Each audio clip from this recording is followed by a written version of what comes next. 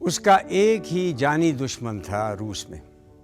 وہ اس کی تمام تحریروں کو اد کچرا، بیہودہ، نامعقول کہتا تھا. آپ جانتے ہیں وہ کون تھا؟ بذات خود انٹون پاولوچ چیکوف. موت سے چند روز قبل اس کے ایک دوست نے اس کے ساتھ یوں گفتگو کی. چیکوف نے کہا، میں نے لکھا تو بہت کچھ ہے مگر لوگ مجھے بھول بھال جائیں گے. اس نے کہا، آپ ایسا کیوں سوچتے ہیں؟ چیکوف نے کہا کہ زیادہ سے زیادہ مجھے 7 سال تک لوگ یاد رکھیں گے. دوست نے کہا، 7 سال ہی کیوں؟ چیکوف نے کہا، اچھا تو 7.5 سال صحیح.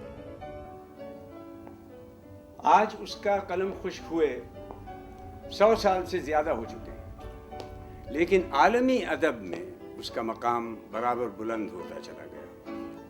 مختصر افسانہ اس کے ساتھ افسانہ گویا معراج تک پہنچا چیکوف کی بدولت. دنیا کی کوئی ایسی ترقی یافتہ زبان نہیں جس میں اس کے ترجمے اہمیت نہ پا چکے ہوں. کوئی ایسا ذی علم ادیب یا فنکار نہیں جو چیکوف کے نام سے نہ آشنا ہو.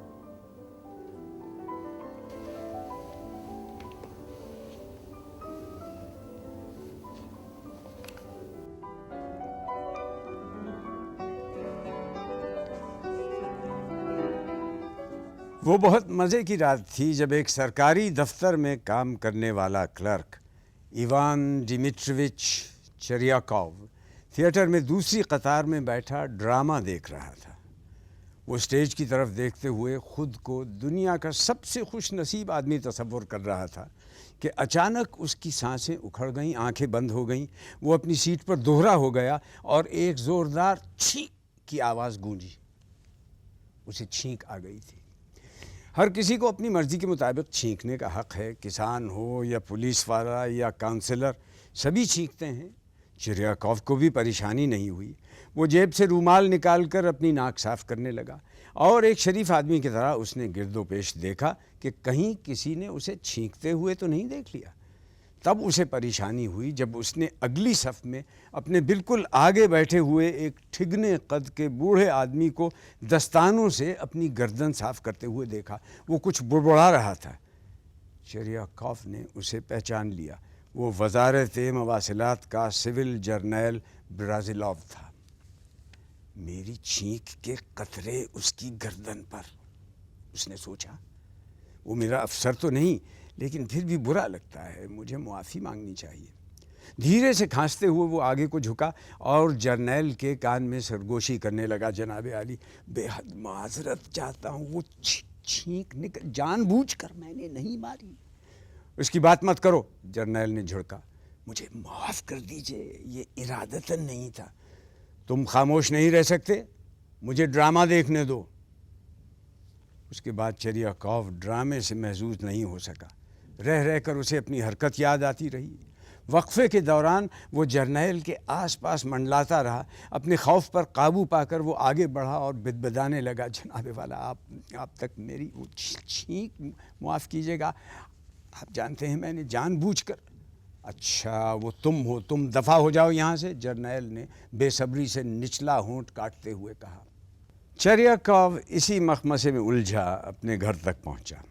اسے یقین تھا کہ جرنیل نے اسے دل سے معاف نہیں کیا. اس نے اپنی بیوی کو سارا ماجرا سنایا تو وہ اسے مشورہ دیتے ہوئے کہنے لگی، آپ کو جرنیل صاحب کے یہاں جا کر ان سے معافی مانگنی چاہیے. بیوی کی بات اس کے دل کو لگی اور وہ اگلے روز اس سے ملنے اس کے گھر چلا گیا. وہاں چند ملاقاتی اور بھی تھے، اس لیے بہت دیر کے بعد جا کر اس کے ملنے کی باری آئی. اسے دیکھتے ہی جرنیل صاحب کا پارا چڑھ گیا اور انہوں نے اسے بہت بے آبرو کر کے وہاں سے نکال دیا. بیچارے چریاکوف کو یوں لگا جیسے کسی نے اس کی روح پر گھونسوں کی بارش کر دی ہو. وہ بدحواسی میں وہاں سے نکلا تو اسے کچھ سجھائی نہیں دے رہا تھا. وہ دن بھر شہر کی گلیوں میں بھٹکنے کے بعد شام کو اپنے گھر میں داخل ہوا. اس کے پاؤں ڈگمگا رہے تھے. وہ صوفے پر گر گیا اور نیند ہی نیند میں اس کی روح پرواز کر گئی. ڈرامے کے فن نے چیکوف کے ڈرامائی تجربوں کی روشنی میں آگے کی راہ اختیار کی.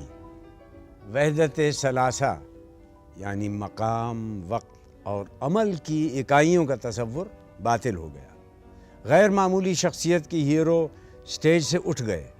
رفتہ رفتہ اٹھان اور نقطہ عروج یعنی کلائمیکس کے پرانے نظریے طاق پر رکھ دیے گئے۔